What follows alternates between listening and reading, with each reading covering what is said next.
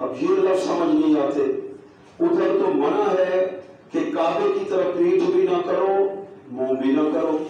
اب پھر حکم آ گیا مشرق کی طرف منہ کر لو یا مغرب کی طرف. اب یہ حدیث پاک سمجھنے کے لیے ماہر استاد کی یا فقیہ کی ضرورت ہوتی ہے. ایسے خود کتابیں لے کر پڑھنا شروع کر دے گا تو بہت جگہ وہ پھنس جائے گا، پریشان ہوگا، اس کا پھر علاج ہی نہیں ہوگا اگر کسی ماہر حدیث کے قریب نہیں جائے گا.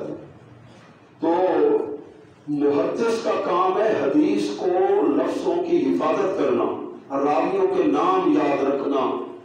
اور جو فقیہ عالم ہوتا ہے نا وہ حدیث کے ساتھ ساتھ مزاج حدیث کو بھی سمجھتا ہے. حدیث کا مزاج کیسا ہے؟ جیسے طبیب ہوتا ہے، ایک پنسار ہوتا ہے اور ایک کیا ہوتا ہے؟ طبیب ہوتا ہے.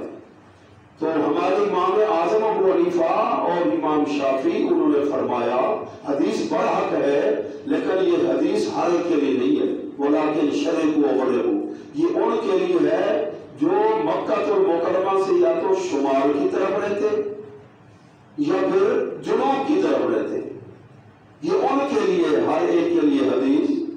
ایسے ایک مسئلہ ہے جی بتاؤ 2 رکعت نماز نفل پڑھی اور سجدے 20 کیے. کتنی رکعتیں پڑھی؟ 2 رکعتیں پڑھی بھائی حق نواز ہے اور سجدے کتنے کیے؟ 20 سجدے کیے. ایسا بھی ہوتا ہے؟ ہاں ہو سکتا ہے کہ قرآن مجید اس نے مکمل 2 رکعتوں میں ختم کیا. تو قرآن کے اندر سجدے کتنے ہیں؟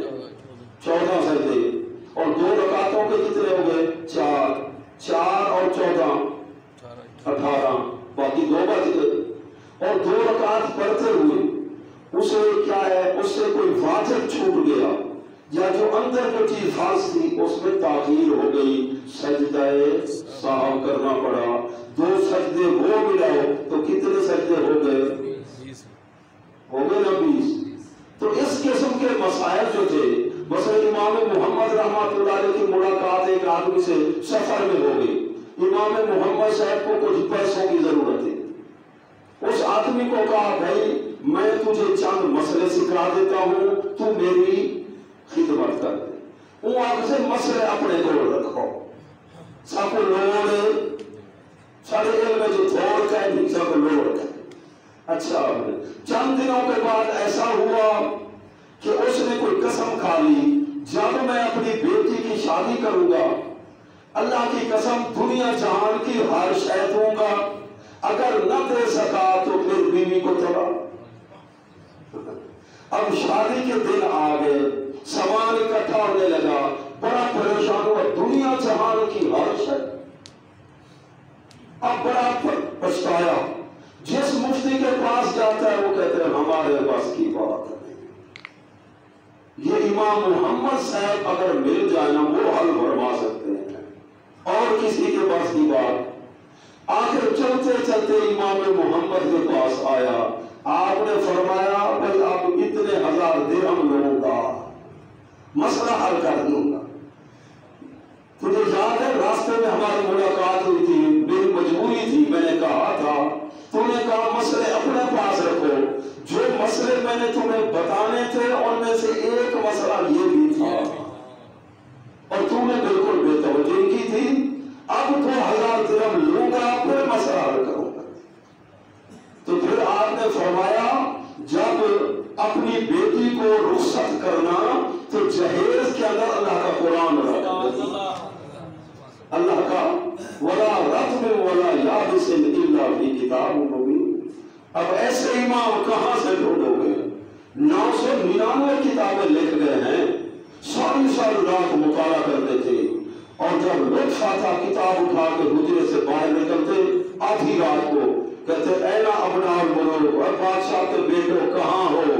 تمہیں بستروں پہ سکون نہیں ہوگا جتنا مجھے سکون آ رہا ہے دین پڑھنے سے. لوگوں نے کہا ساری رات جاگتے ہو. فرمایا جب حضور علیہ السلام کی امت کے افراد ہمارے اوپر یقین رکھتے ہیں، عقائد کے بارے میں ہم سے پوچھتے ہیں، حلال و حرام ہم سے پوچھتے ہیں، تو ہماری بھی تو ذمہ داری ہے نا. اگر ہم سو گئے، اس لیے مفتی عامر فرماتے ہیں ضمیر ہونا چاہیے. اگر اے اماموں، اے خطیبوں، نیکیوں میں تم اڑے گے، پرواز کرو گے، تمہارے مقتدی دوڑیں گے. اگر تم دوڑے گے تو وہ چلیں گے، اگر تم چلو گے وہ بیٹھ جائیں گے. اگر امام بیٹھ گئے مقتدی سو جائیں گے، اور امام ہی سو گئے مقتدی مر جائیں گے. وہ نماز نہیں پڑھیں گے، دین نہیں سیکھیں گے. ہے محنت کا وقت یا نہیں؟ اذکروا اللہ، افضل ذکر اللہ.